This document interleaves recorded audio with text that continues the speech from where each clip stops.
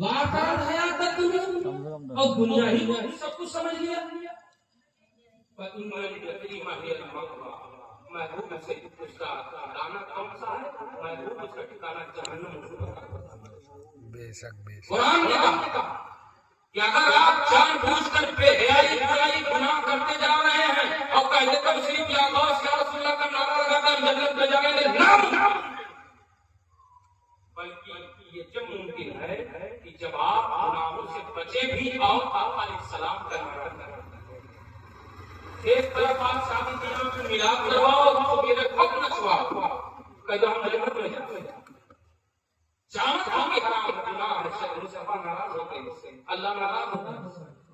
جان بوجھ کے گناہ کرو. کون کون کہا جس نے گناہ پر جھوٹاپن کیا واقعہ ہے تو سمجھ لیا بھائی میں ٹھکانا جہنم ہے.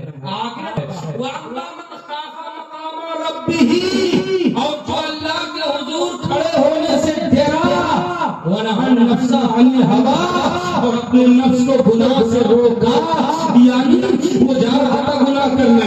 سوچا یار مر جاؤں گا تو اللہ کی بارگاہ میں اس کا حساب دینا پڑے گا، نہیں گناہ کروں گا. چوری کرنے جا رہا تھا لیکن سوچا یار ایسا ہے چوری کروں گا تو اللہ ناراض ہوگا اور قیامت میں اللہ اس کا حساب مانگے گا، کہاں سے دوں گا. ڈر گیا اللہ تعالیٰ کی بارگاہ میں کیسے حساب دوں گا.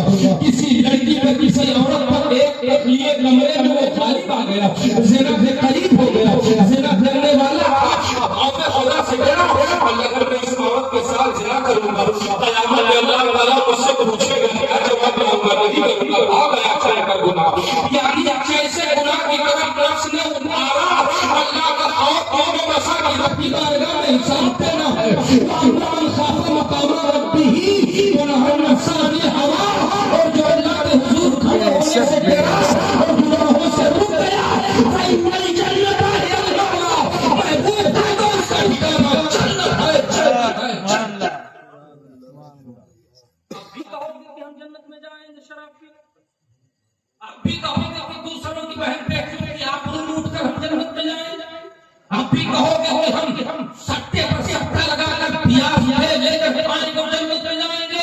اللہ کی قسم اس کا حساب تمہیں دینا پڑے گا. اگر ایمان پر خاتمہ ہوا تو بڑے بس کی سمائے سہے، بڑے جہنم میں جلے، بڑے الہی کے جنت میں نہیں. اس لیے اس بات کو یاد رکھیے گا کہ آپ کو اللہ نے پیدا کیا شانور کی طرح، آپ چھوٹا نہیں ہے کہ جو چاہے وہ کرے. انسان کی ذمہ داری ہے کہ وہ اچھائیوں کا حکم دے اور خود بھی اس پر عمل کرے اور برائیوں سے روکے اور خود بھی روکے. یہ انسان کی ذمہ داری ہے.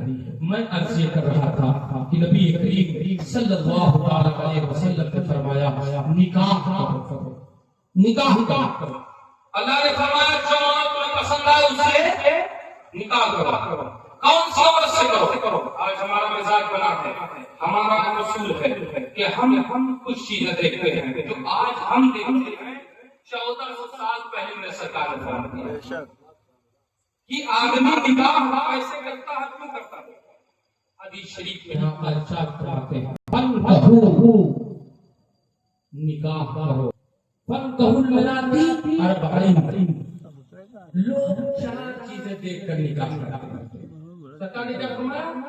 لوگ 4 چیزیں دیکھ کر نکاح کرتے ہیں. کیا کیا؟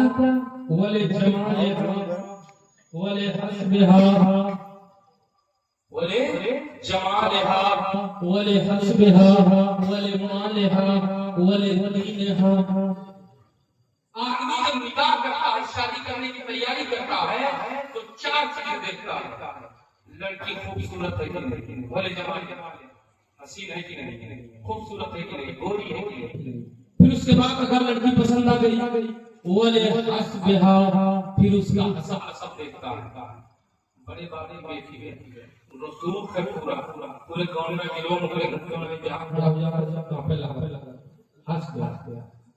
وَلِمَالِهَا، پھر مال دیکھتا ہے کتنا دین رٹو دیتا ہے نہیں، فور ویلر میں ملی کی نہیں. یہ میں سمجھانے کی بات کر رہا ہوں، میری تقریر تھوڑی دیر ہو گئی، سمجھا رہا ہوں حدیث شریف.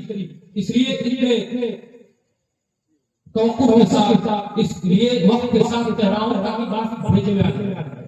آقا نے فرمایا ولی مالها ولی جمالها ولی حسبها ولی مالها، اس کے جمال کو دیکھ کر پسند آ گئی تو اب اس کا نسب دیکھے گا، خاندان دیکھے گا، اور وہ بھی سمجھ میں آ گیا تو اب مال دیکھے گا۔ ولی دینها سب سے آخری میں پوچھتے ہیں وہ لڑکی رچ پڑے گی۔